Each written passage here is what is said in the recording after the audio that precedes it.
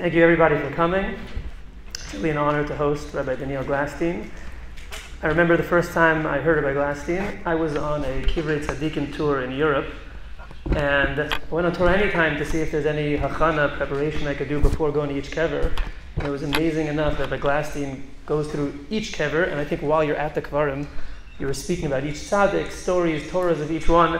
And that was the first time I was introduced to the breadth of knowledge Rabbi Glatstein brings to Shiurim. History and stories and Torah, it's really amazing. And it's really an honor to have Rabbi Glatstein here, especially speaking about this subject that's on everyone's mind, the times of Mashiach. And I'm very excited to see what Rabbi Glatstein has to teach us tonight. So without further ado, Rabbi Glatstein.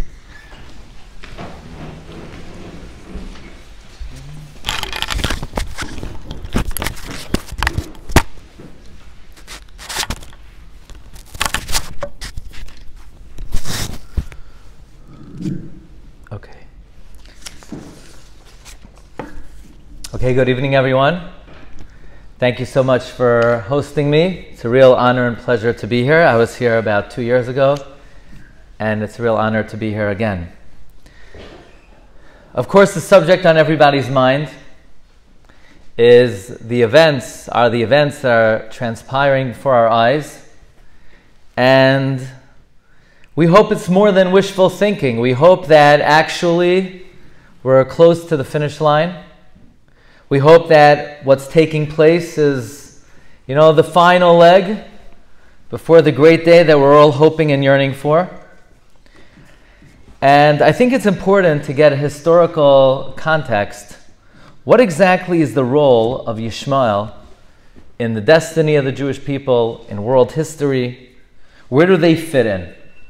Because we know we have a tradition, and this is something discussed in the Medrash Rabbah, particularly in Sefer Bereshis, that the Medrash tells us there are 4 Galios, there are 4 exiles. Practically every time the number 4 appears in Bereshis, whether it's the 4 rivers in Gan Eden, whether it's the 4 languages of darkness, whether it's the 4 languages of darkness in the Bris Bein Habesarim,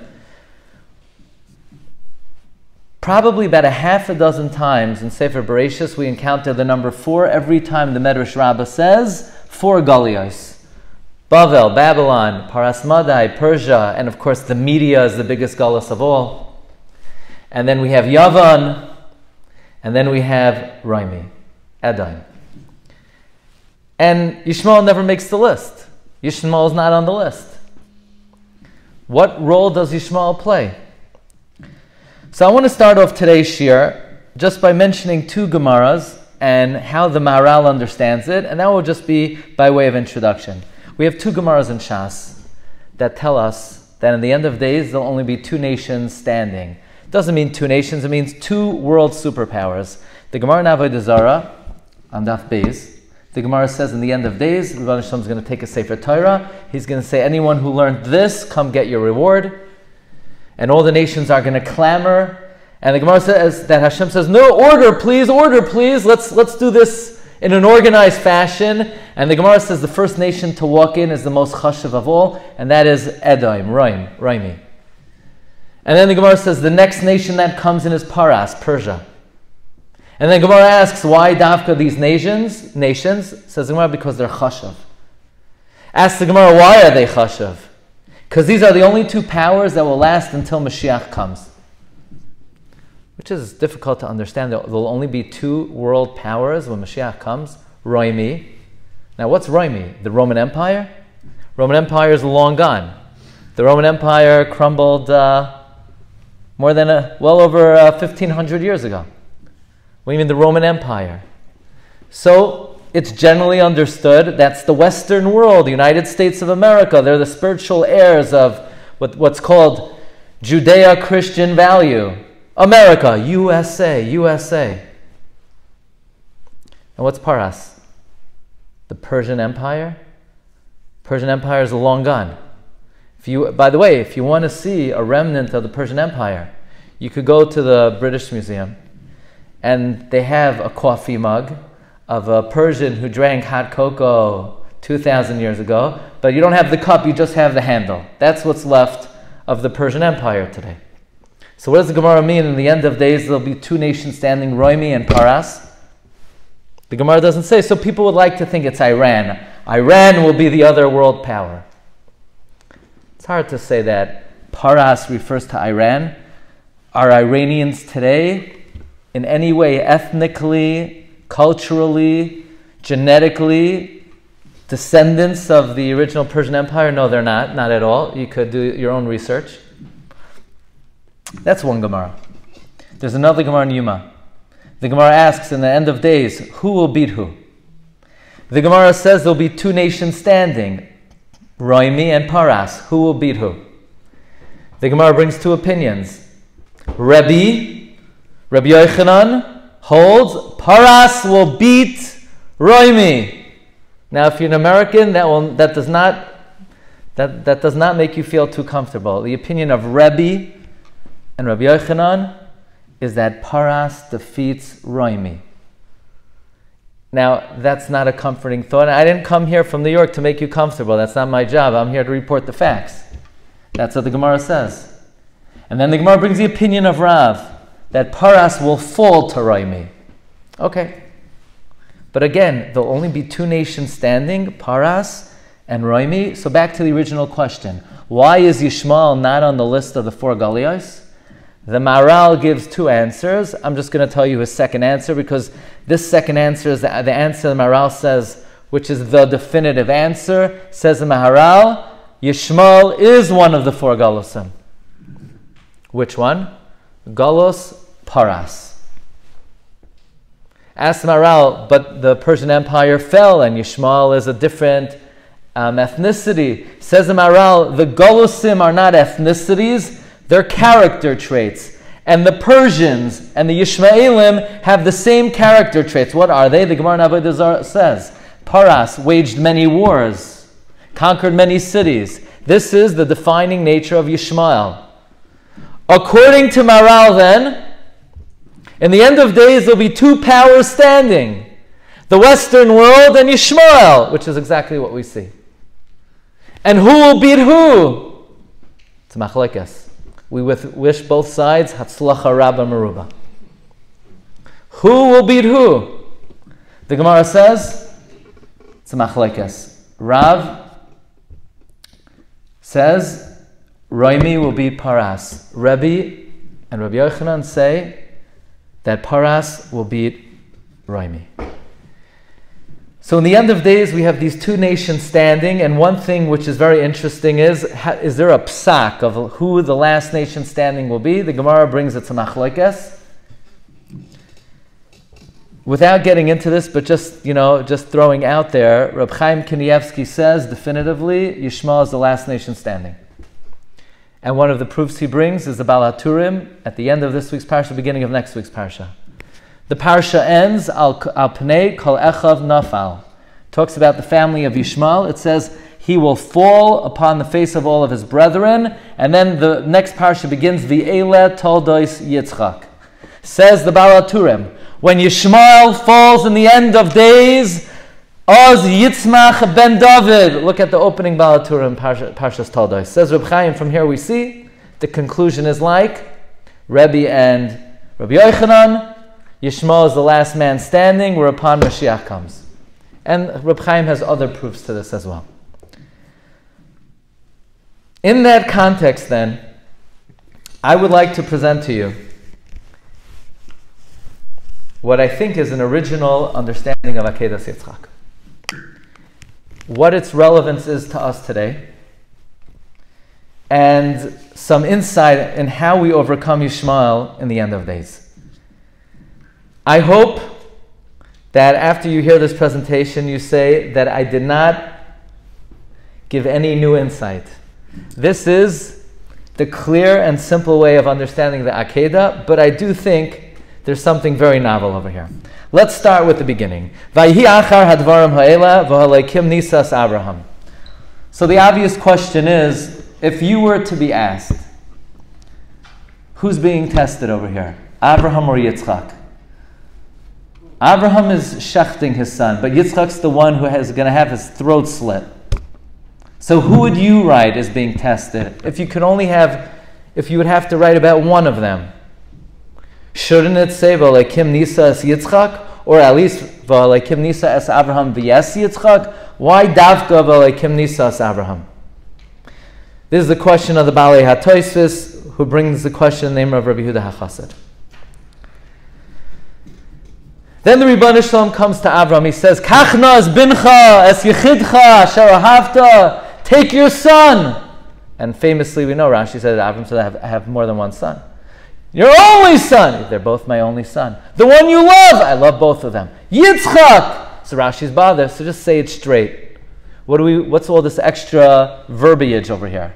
You know, every word of the Torah is so precise. Halachos of major significance are learnt out from extra letters. Why does it this whole lengthy kachnas binchas yechidcha sharahav? So Rashi says that Hashem had to bring it on slowly. Otherwise, you might say that Avraham did it because he was startled, he was shocked. So Hashem wanted to demonstrate Avraham Avinu. It was led on very slowly, and he did it anyway. But perhaps you could ask, if the only reason why Hashem said it this way is to bring it on slowly. I'm not a psychologist, but I could imagine there are many tools of bringing on a traumatic news slowly. Hashem could say, maybe sit down, take a deep breath, do some breathing exercises. I have something I want to tell you. Does it dafke have to be take your son, as if that's not traumatic enough? That's not traumatic? Take your son. Oh, don't worry. I'm not bothered because I have an extra one to spare. Okay. Something to think about.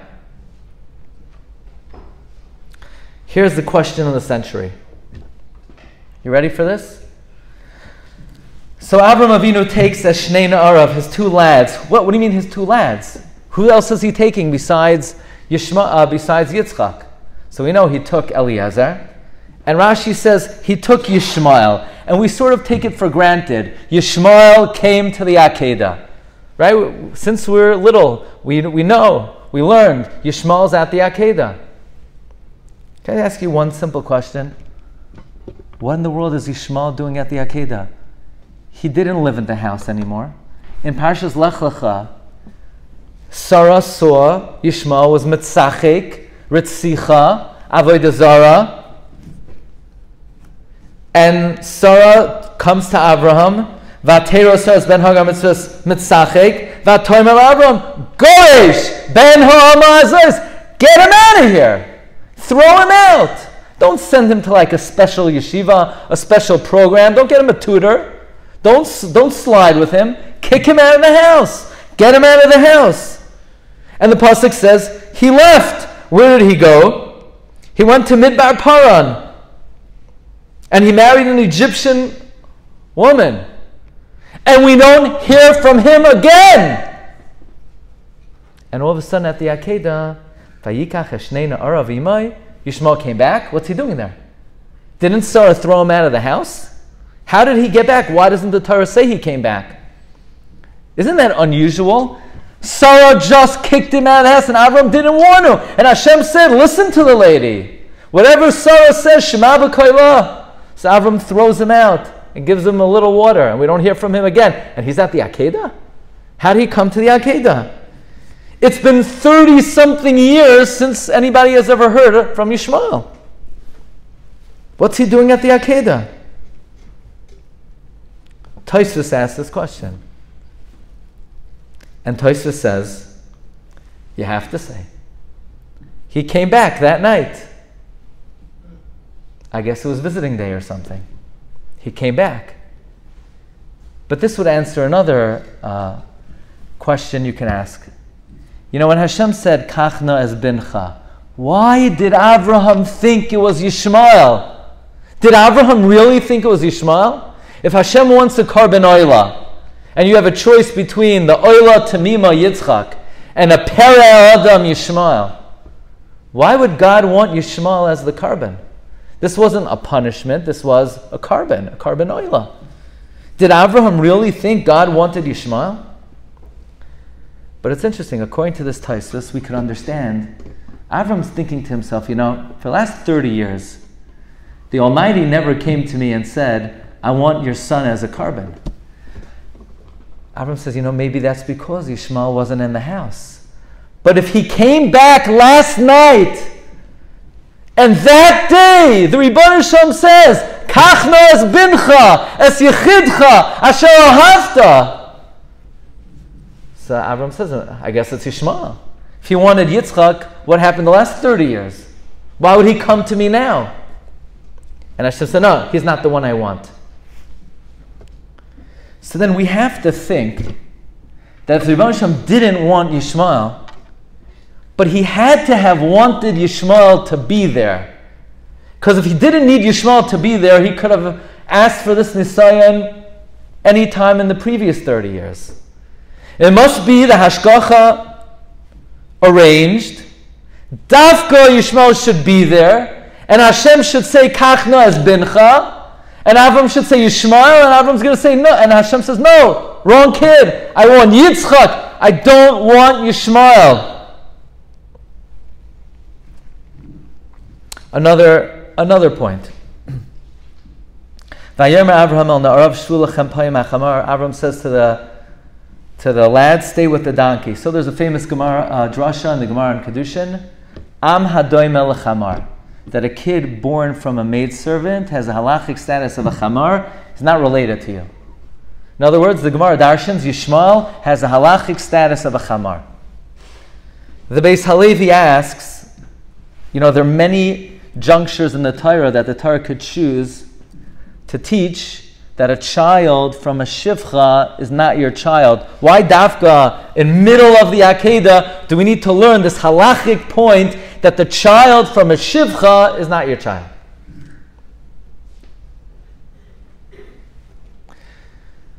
So I would humbly assert that a very important clue here is found in one word at the end of the Akedah. So the Malach comes to Abraham, if you look at number 9, Kivarech avarechacha, v'harba arba zaracha k'choich v'yashamayim b'chachol asher asfas hayam, v'yirash zaracha eshar oivav. Abraham, your descendants, your children, will inherit the gates of their oyevim, of their enemy. The word oyev is a very specific word. There are two ways to say enemy in Lashon HaKodesh. There's a soinei and there's an oyev. And traditionally we have two types of enemies. We have Esav and we have Yishmael. Which one is the oyev? Which one is the soinei? There are different views in the Rishonim.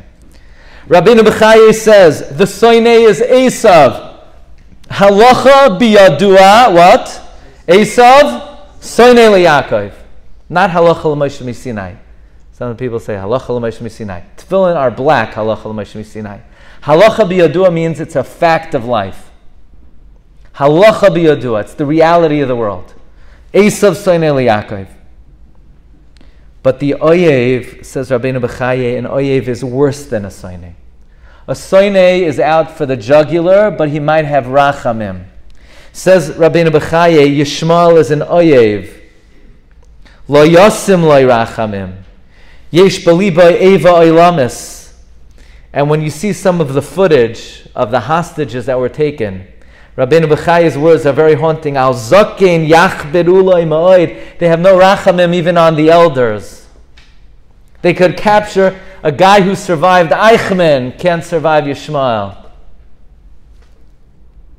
Oyev miloshen oy va'avoy, says Rabbeinu B'chaye.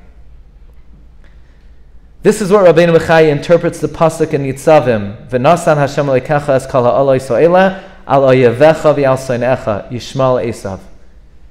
In that case, the Malach is telling Abraham that through the act of the Akedah, your descendants will inherit Sha'ar Oyevav. In other words, we will ascend and triumph over Yishmael through the Akedah. It must be then that the Akedah, aside from the great test for Avraham Avinu, was the way with which Klal Yisrael ascends and triumphs over Yishmael. So let's study this a little bit, because I think it will become very clear. Rashi says on the words, Achar hadvarim ha'ila, after these matters, v'halekim nisas Abraham. Rashi says, after what matters?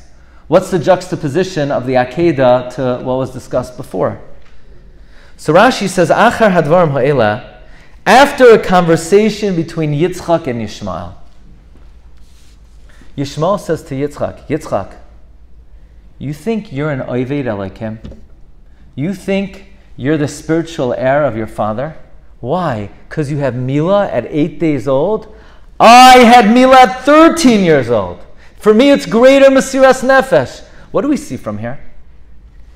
That there was a competition taking place. They were both vying to be considered the continuity, the spiritual heirs of Avraham Avinu. What does Yitzchak say back to Yishmael? If the Almighty would tell me to be sacrificed, I would do it now. I would sacrifice my whole body. I would assert.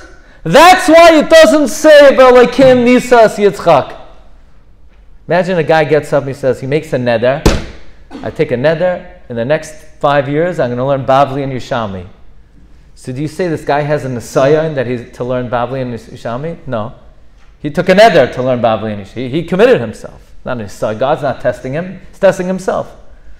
So you can't say V'Elokim Nisas Yitzchak. Yitzchak was Mavtiach. He gave his word. He said, if the Almighty would tell me to be shechted, I would do it. So it's not V'Elokim Nisas Yitzchak. Yitzchak committed to it. Avram never committed to it. It's V'Elokim Nisas Avram. But it's Yitzchak Nisas Yitzchak. But what we see is that at the Akedah, when the Rebbe Shem is telling Yitzchak, or through Abraham to Shecht Yitzchak, it was a way of Yitzchak demonstrating his superiority, his rights to the continuity of Abraham, his connection to Eretz Yisrael, and that Yishmael is not a rightful heir. You see, previously Sarah tells Abraham, get this kid out of the house. Did Abraham want to get the kid out of the house? No. Abraham loved Yishmael. It hurt him. He wanted Yishmael. He davened for Yishmael. He said, Lu Yishmael yichya lefanecha. You know that the Zohar says that we have a taina on Avraham for offering that tefillah? We say, Avraham lo yida'anu. Why didn't you daven for us like you davened for Yishmael? So Hashem tells Avraham, Avraham, listen to Sarah. I have a question. Would you say that Avraham wholeheartedly threw Yishmael out of the house with full understanding? Or what could he do? The Rebbe Shem said, I got to listen to her. Is it possible that in Avraham's mind it wasn't permanent? Is it possible he still had hopes, he still had aspirations that in fact, Lu Yishmael yichya lefanecha? Well, just because his wife said, throw him out, everything your wife tells you do b'leiv shalom, you do it. When she tells you to throw out the garbage, so you throw out the garbage, you do it mamish b'leiv shalom, you do it, but not everybody. Hashem was teaching Abraham, Kachna es bincha. So Abraham says, I have 2 banim. Hashem says, you don't. Kachna es yichidcha. They're both yichidim. No. Asher ahav, love both of them. Yitzchak. In other words, Rebbe Shem saying, I want you to establish that your bincha, your yichidcha, your ahavta is only Yitzchak. And Avram says, what about Yishmael? Hashem says, I'm going to show you in a minute. The Medrash says, they get to the mountain. Vayares hamakoy meirachaik. Avraham sees the Shechina on the har. He turns to Yitzchak, the Medrash says, Yitzchak, you see the Shechina? Yitzchak says, affirmative. He turns to Yishmael, says, you see the Shechina? Yishmael says, see what? Avraham says, really? You don't even see the Kedusha, the Har HaBayis? Shavu lachem payim im hachamar. You and the chamar share something in common. Neither of you have any appreciation for the Har HaBayis. You can't help but think that the challenge of the Akedah was Hashem was demonstrating to Abraham, to Yitzchak, to Klal Yisrael, who is the spiritual heir of Abraham, who has rights to Eretz Yisrael. that the only bincha, the only yechidcha, the only ahavta is Yitzchak. And what's Yishmael vis-a-vis the Har Habayis? He's a chamar that's grazing over there. That's his connection to the Har Habayis. In fact, Rabbi Yaakov Kamenetsky in the Emes Yaakov is troubled that according to the other pshat in Rashi brings the pshat that what's achar hadvarim ha'ela? He says after a conversation that the Satan had with HaKadosh Baruch Hu, he says, Satan, Avram just made a big party, and from all the karbanos, and from the whole party, he didn't offer you anything. And Hashem said, no, he would even be makriv his son as a carbon. So says Rabbi Yaakov, according to that pshat and Rashi, it's mamish achar hadvarim ha'ila. But he asks, but according to the other pshat, that it's a conversation between Yitzchak and Yishmael said, I have bris at 13, and Yitzchak said, I would offer my whole body as a sacrifice, then what's the episode of the peace treaty between Avraham Avinu and Avimelech doing there in between the conversation of Yitzchak and Yishmael and the actual Akedah? It's not Achar Hadvar Ma'ila. By the way, I must say, just it's worthwhile to see the Rashbam on the words Achar Hadvar Ma'ila, Dvarim Ayumim, frightening words. The Rashbam learns that the word Nisa does not mean a test. Nisa is Milashain Masa Umariva. Hashem was chepping Abraham. He was bothering him. Why? Says Rebbeinu Shalom, I gave you Eretz Yisrael to live there. I gave it to you to keep. I said to you, there's certain rules of the land. There's certain mitzvahs, loisachaya kol neshama. You're making a peace treaty in the Gaza? I didn't give you the Gaza to make a peace treaty. Go kill your son now. I don't give you Eretz Yisrael to make peace treaties. You make peace in the Holy Land? I'm taking away your children. It's Rashbam. No editorial comments. Nothing added. Look at the words of the Rashbam.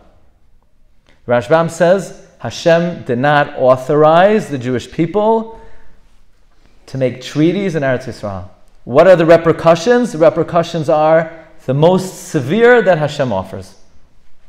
Rashbam. The Rashbam held that his Perush is even more pshat than Rashi. Okay, but Rabbi Yaakov Kamenetsky wants to know what's the interruption between the episode of Avraham and Avimelech and the conversation of Yitzchak and Yishmael. Says Rabbi Yaakov something also awesome. He says, what's Yishmael's right to Eretz Yisrael?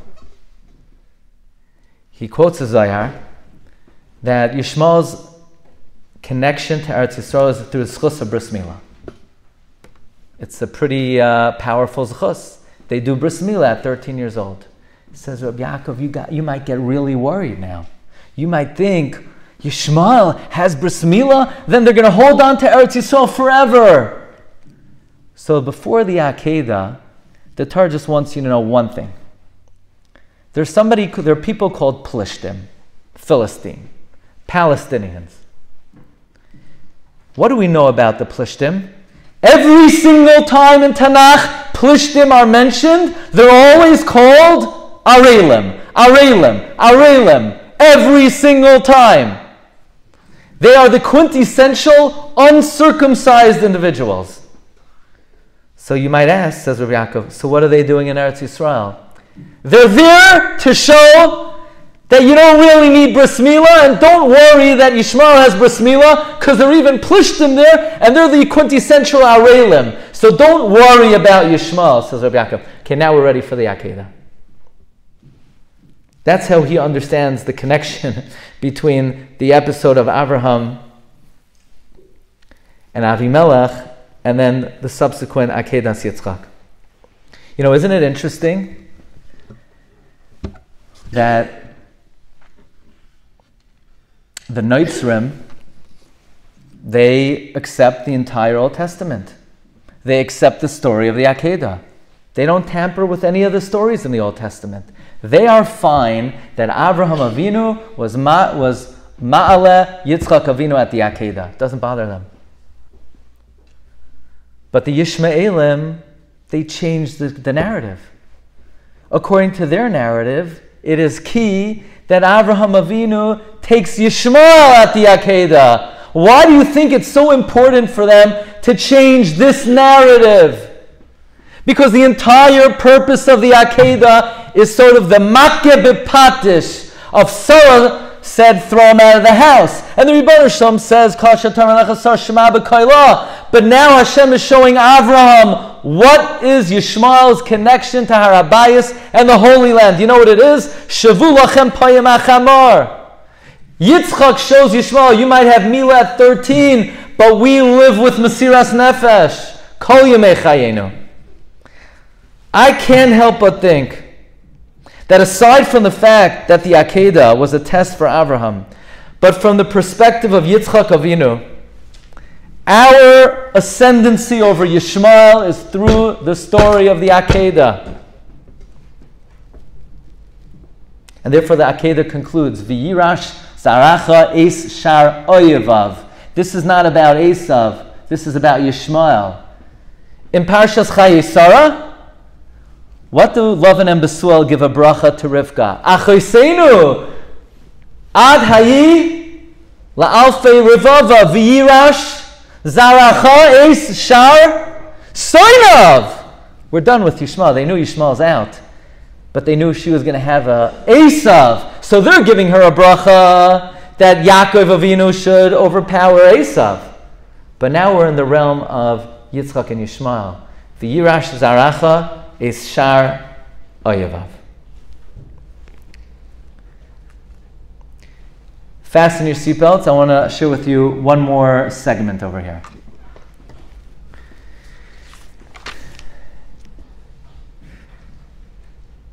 We all know we suffer from Yishmael until today.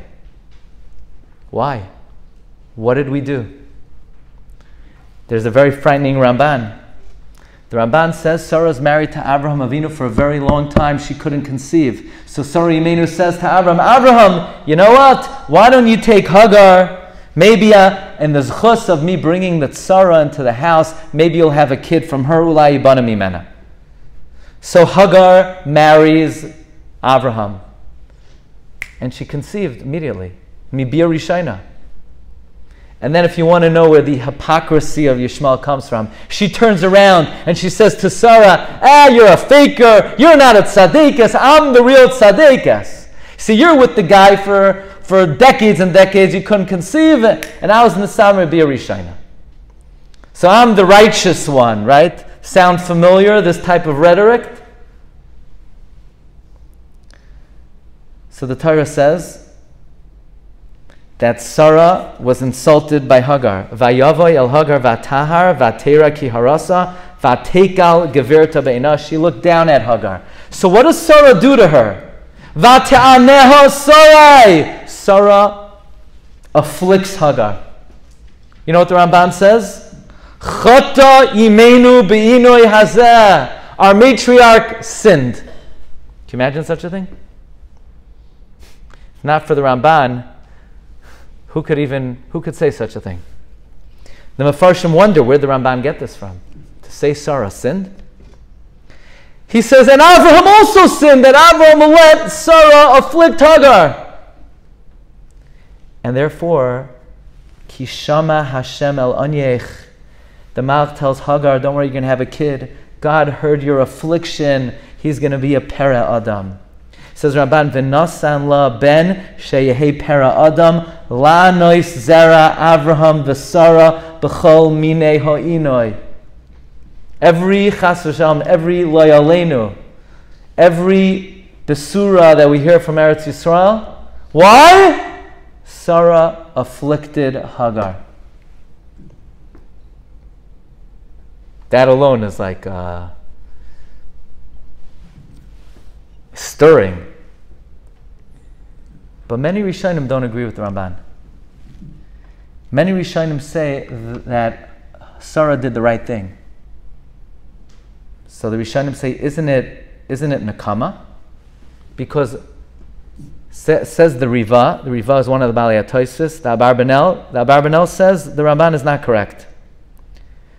Hagar started. Vatekal Gevir Tmenel. Hagar looked down on Sarah. She afflicted Sarah.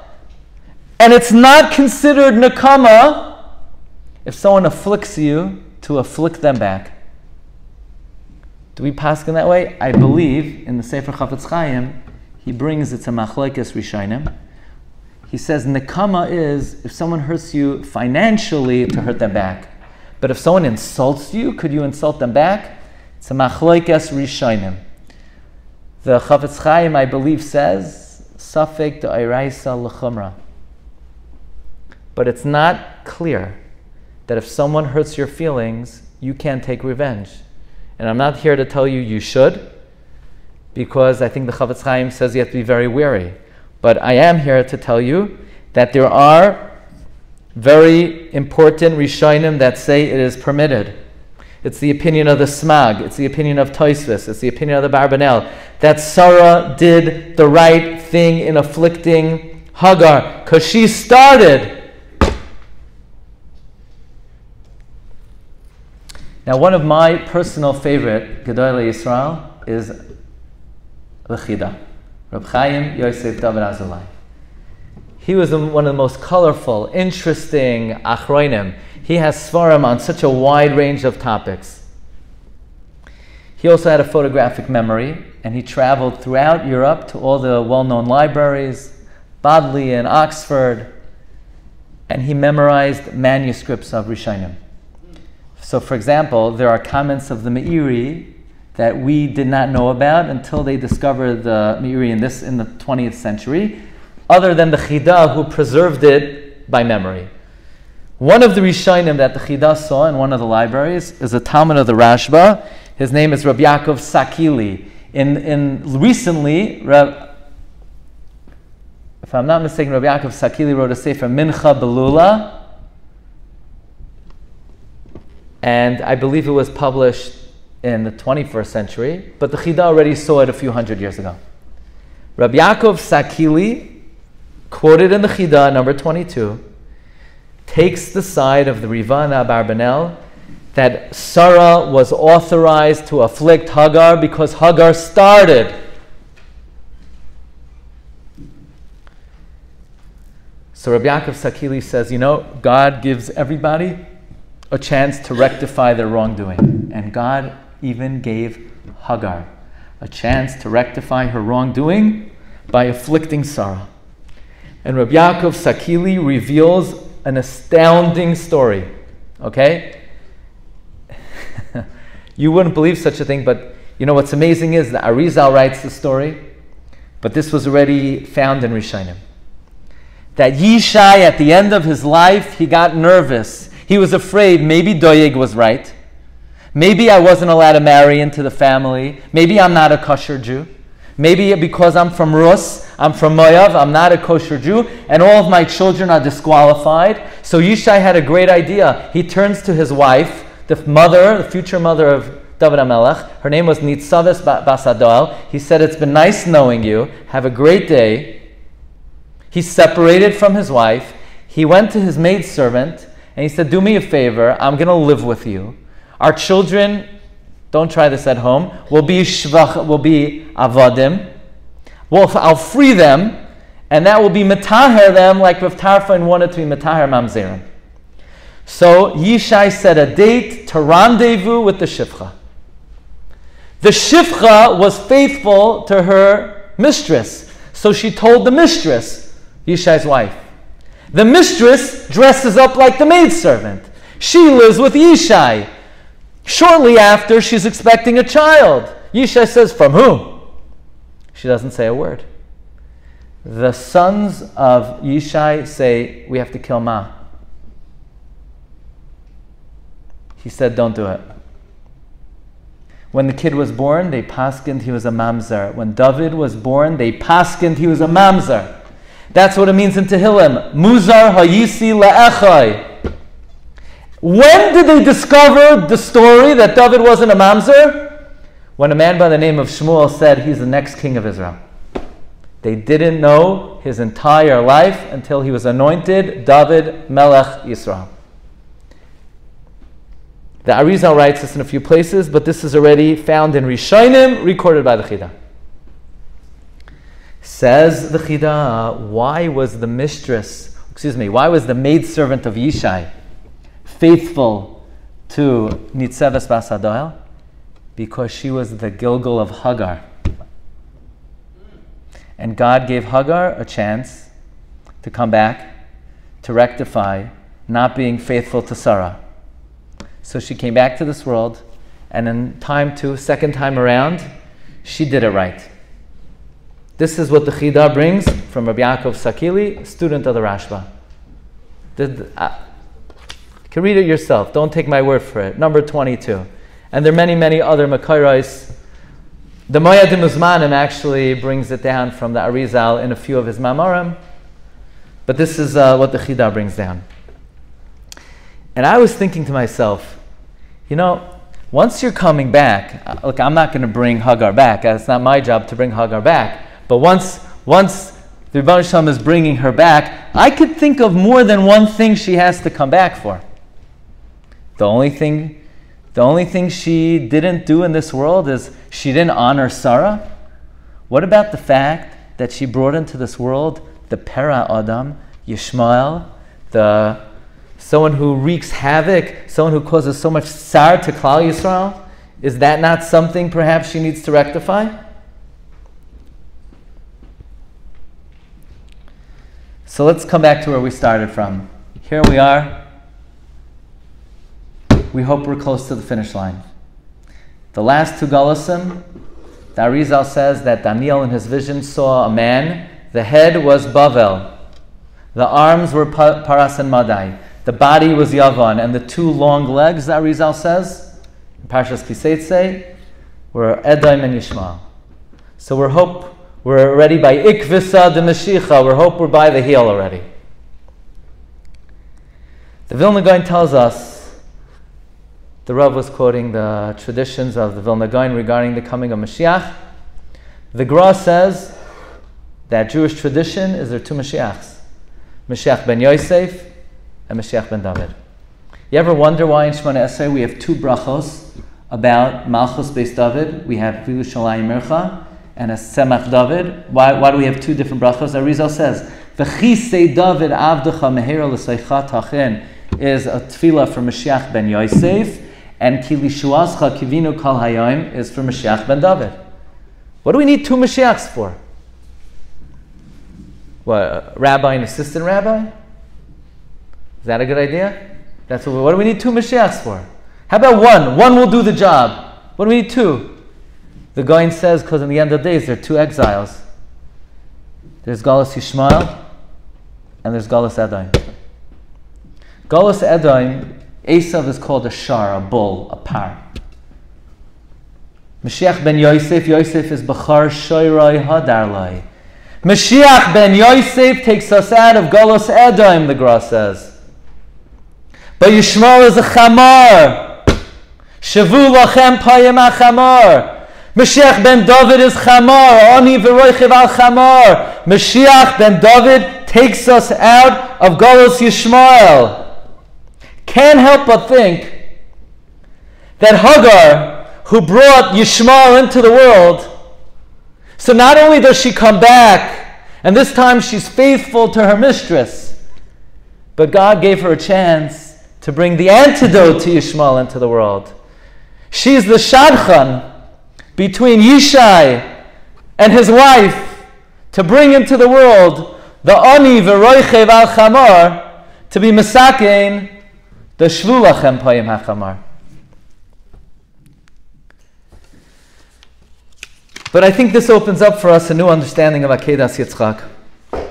That the Akedah was not just a personal Nisayon for Avram Avinu. There's more than meets the eye. The Rebbeinu Shalom orchestrated that in 30 years Yishmael was not in the house because, if somebody says, he goes to the store and he orders chocolate ice cream, does that mean he likes chocolate better than vanilla? It only means he likes chocolate better than vanilla if the store also has vanilla. But if there's no vanilla in the store and he orders chocolate, well, that's the only thing they're serving. The fact that Avraham and the Rebbeinu Shalom wants Yitzchak, does that mean Yitzchak is the only heir of Avraham Avinu? Doesn't mean anything if Yishmael is out to pasture in Midbar Paran. So Rebbe Shem brings Yishmael back to the house for a night. And he says, Avraham, you know who Bincha is? You know who Yechidcha is? You know who Ahavta is? It's only Yitzchak. And what about Yishmael? Yishmael, ask him what he sees on the Har HaBayis. Say, Yishmael, you see the Shechina? Say, huh? What? Now you know what Yishmael is. Yishmael is Shavu lachem payim hachamar. If there's ever a time in history where we need to battle Yishmael, it's Akedas Yitzchak that we invoke and we have to evoke. You know, the Shla Kadosh writes that everybody has in their life challenges that are difficult for them. Some people have a difficult time focusing their mind by tefillah. Some people have a hard time getting up early in the morning. Some people have a hard time applying themselves in learning. Everybody has particular challenges. The Shla says, Akedas Yitzchak is a challenge to every single Jew. What areas in my life can I summon up more Mesiras Nefesh to be able to tap into the Zchus of the Akedah? The Shla says, the challenges in your life, in your areas of Avodas Hashem, is your Akedas Yitzchak. And at a time in history where we know the enemy at hand is Yishmael, this is the Zechus that we need to try to tap into. We need to evoke, we need to invoke. And whatever area in our life we could identify as our Akedah, that's our personal offering and our personal contribution to be able to overcome Yishmael in our times. And let's remember the opening Balaturim in Parshas Toldos, that our Parsha ends, Al Pnei Kol Echav Nafal, that with the fall of Yishmael will come Ve'elet Toldos Yitzchak, Be'ezras Hashem, the tzmicha of David HaMelech, of the Mashiach ben David, Sheyavai b'meher v'yameinu, Amen.